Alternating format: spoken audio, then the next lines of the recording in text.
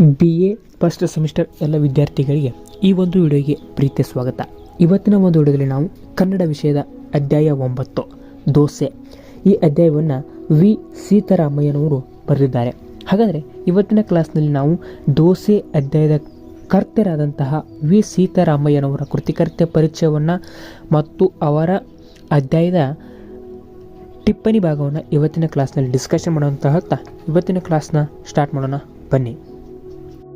ಮೊದಲಿಗೆ ಕೃತಿಕರ್ತೆ ಪರಿಚಯವನ್ನು ನೋಡೋದಾದರೆ ವಿ ಸಿ ಎಂದೇ ಖ್ಯಾತರಾದ ವಿ ಸೀತಾರಾಮಯ್ಯನವರ ಕನ್ನಡ ನವೋದಯ ಸಾಹಿತ್ಯದ ಪ್ರಮುಖ ಹಾಸ್ಯ ಪ್ರಬಂಧಕಾರರಲ್ಲಿ ಒಬ್ಬರು.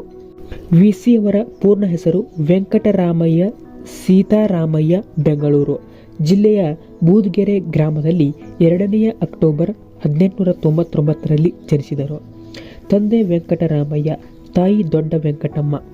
ಪ್ರಾಥಮಿಕ ಮತ್ತು ಮಾಧ್ಯಮಿಕ ಶಿಕ್ಷಣವನ್ನು ಬೆಂಗಳೂರಿನ ಚಾಮರಾಜಪೇಟೆಯ ಮುನಿಸಿಪಲ್ ಪ್ರಾಥಮಿಕ ಶಾಲೆ ಮತ್ತು ಕೋಟೆಯ AV ಸ್ಕೂಲ್ ಮತ್ತು ಸರ್ಕಾರಿ ಪ್ರೌಢಶಾಲೆಯಲ್ಲಿ ನಡೆಯಿತು.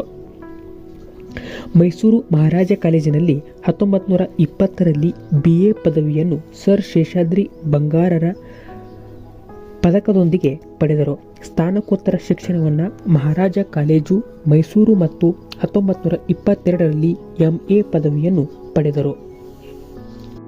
ಇನ್ನು ಇವರ ಕೃತಿಗಳನ್ನು ನೋಡೋದಾದರೆ ದೀಪಗಳು, ಗೀತಗಳು, ನಳಲು ಬೆಳಕು, ದ್ರಾಕ್ಷಿ ದಾಳಿಂಬೆ, ಹೆಜ್ಜೆಪಾಡು, ಅರಲು ಬರಲು ಇವು ವಿಸಿ ಅವರ ಕವನ ಸಂಕಲನಗಳು.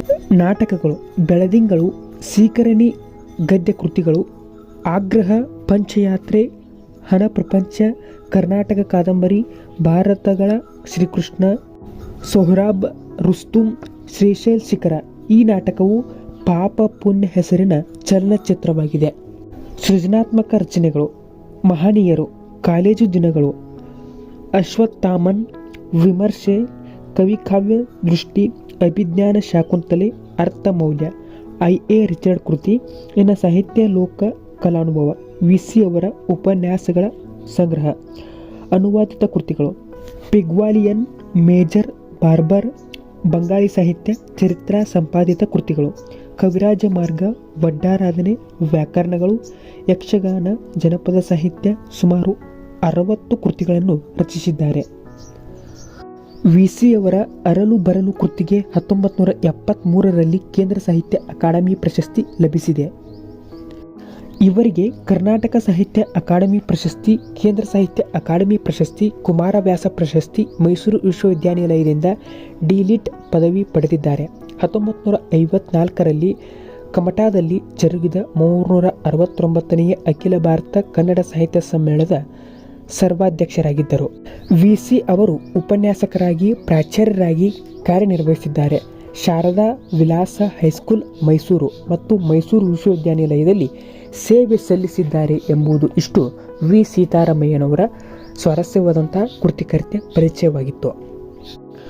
ಇನ್ನು ಮುಂದುವರೆದು ಅವರ ಅಧ್ಯಾಯದ ಟಿಪ್ಪಣಿ ಭಾಗವನ್ನು ನೋಡೋದಾದರೆ ಮೊದಲಿಗೆ ಸಾದಾ ದೋಸೆ ಇದರ ಬಗ್ಗೆ ನೋಡೋದಾದರೆ 3 ಬಗೆಯ ದೋಸೆಗಳಲ್ಲಿ ಸಾದಾ ದೋಸೆಯು ಒಂದು.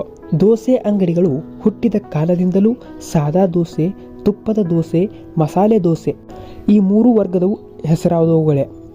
ಆದರೂ ಸಾದಾ ಕಂಡರೆ ಅಂಗಡಿಯವನಿಗೆ ಅಷ್ಟು ಗೌರವವಿಲ್ಲ. ಅದರ ತನ್ನ ಪದಾರ್ಥದಲ್ಲಿಯೂ ಗೌರವವಿಲ್ಲ. ಅದನ್ನು ಬಯಸುವವನು ಅಂದರೆ ಗಿರಾಕಿಯು ಮೇಲಿನ ವಿಶ್ವಾಸವು ಅಷ್ಟಕ್ಕಷ್ಟೇ.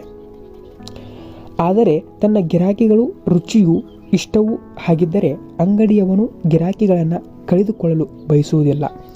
ಇಷ್ಟವನ್ನು ಈಡೇರಿಸಬೇಕಾದದ್ದು ಅವನ ಪ್ರಯೋಜನವಾದ್ದರಿಂದ ಅದಕ್ಕೆ ಪ್ರಯತ್ನಿಸುತ್ತಾನೆ. ಸಾದಾ ದೋಸೆಗೆ ಕೆಲಸ ಜಾಸ್ತಿ, ಖರ್ಚು ಹೆಚ್ಚು, ಸಂಪಾದನೆ ಕಡಿಮೆ. ಆದ್ದರಿಂದ ಅವನಿಗೆ ಅದರ ಮೇಲೆ ಪಕ್ಷಪಾತ ಉಂಟಾಗದು. ಇತ್ತ ಗಿರಾಕಿಗಳಿಗೆ ಇದು ಅಗ್ಗ, ಆರೋಗ್ಯಕರವೆಂದು ಭ್ರಾಂತಿ ಬೇರೆ. ಇಂಥ 2 ಅನುಕೂಲಗಳುಳ್ಳ ಪದಾರ್ಥ ಸಹಜವಾಗಿ ಗಿರಾಕಿಗಳಿಗೆ ಪ್ರಿಯ. ಒಂದೊಂದು ಸಮಯ ಒಂದೊಂದು ಮಧ್ಯಸ್ಥ ವೃತ್ತಿ ಈ ಇಬ್ಬರ ನಡುವೆ ಅನುವಾಗುತ್ತದೆ. 2-3ಕ್ಕಿಂತ ಕಡಿಮೆ ಸಾದಾ ದೋಸೆ ಮಾರುವುದಿಲ್ಲವೆಂದು ಗೊತ್ತಾದ ಒಂದು ಸೆಟ್ ದೋಸೆ ಕೊಳ್ಳಬೇಕೆಂದು ಕ್ರಮ ಏರ್ಪಡುವುದು. ಅಂಥ ಕಡೆ ಸೆಟ್ಟಿಗೆ 2-3 ಆನೆ ಹಾಕಿ ದೋಸೆಯ ಗಾತ್ರ ಚಿಕ್ಕದು ಮಾಡಿ ಸಾದಾ ದೋಸೆಯ ಪ್ರಚಾರವಾಗುವುದು. ಇನ್ನು ಎರಡನೇದಾಗಿ ತುಪ್ಪದ ದೋಸೆ. ತುಪ್ಪದ ದೋಸೆಯ ವಿಷಯ ಸಾದಾ ದೋಸೆಯ ಹಾಗಲ್ಲ. ಸಾಮಾನ್ಯವಾಗಿ ಆ ಬಗೆಯುವುದು ಒಂದೊಂದಕ್ಕೆ ವ್ಯಾಪಾರ. ಆದರೆ ತುಪ್ಪದ ದೋಸೆಯ ಜೊತೆ ಜೋಡಿ ತುಪ್ಪ ಅಪರೂಪ. ತುಪ್ಪ ಯಾವುದನ್ನು ಹಾಕಿ ಗರಿಗರಿಯಾಗಿ ಗರಗ್ಗಾಗಿ ಕಾವಲಿಯವನು ತೆಗೆದುಕೊಟ್ಟರೆ ಮಾಣಿಯೋ ಪೊಯ್ಯನೋ ನಿಮಗೆ ತಂದು ಕೊಡುತ್ತಾನೆ. ಆ ನೋಟವೇ ಮೈಗೆ ಪುಳಕ ತರುವ ಪ್ರಸಂಗ. ಒಂದೊಂದು ಅಂಗಡಿಯ ರುಚಿ ಗರಗು, ಒಂದೊಂದು ಚಟ್ನಿಯೋ ಪಲ್ಯವೋ ಹಾಕಿಕೊಂಡು ಹತ್ತಿರ ಬಂದ ಅದನ್ನು ಕಂಡರೆ ಆಗುವ ಆನಂದ ಅತೀವ. ಅವನು ನಿಮಗೆ ತಿಳಿದವನಾಗಿ ಯಜಮಾನನಿಗೂ ನೀವು ಬೇಕಾದವರಾದರೆ ತುಪ್ಪವು ಚಟ್ನಿಯು ಗರಗೋ ಸ್ವಲ್ಪ ಸ್ಪೆಷಲ್ ಆಗುವುದು. ಸ್ಪೆಷಲ್ ಬೆಣ್ಣೆ, ಸ್ಪೆಷಲ್ ತುಪ್ಪ ಈಚಿನ ಕಾಲದವು ನಿಜ. ಆದರೆ ಆ ಹೆಸರುಗಳು ಬಳಕೆಗೆ ಬಾರದ ಬಹು ಮುಂಚೆಯೇ ಸ್ಪೆಷಲ್ ಸಪ್ಲೈ ಆಗುತ್ತಿದ್ದಿತು. ಇನ್ನು ಮೂರನೇದಾಗಿ ಬರುವುದೇ ಮಸಾಲೆ ದೋಸೆ. ಮೂರನೆಯ ಜಾತಿ ಮಸಾಲೆಯದು. ಅದರಲ್ಲಿ ಎರಡು ಪಂಗಡ, ಸ್ಪೆಷಲ್ ಭಾಗ ಬಿಟ್ಟು ಒಂದು ಬೆಣ್ಣೆಯದು, ಇನ್ನೊಂದು ತುಪ್ಪದ್ದು.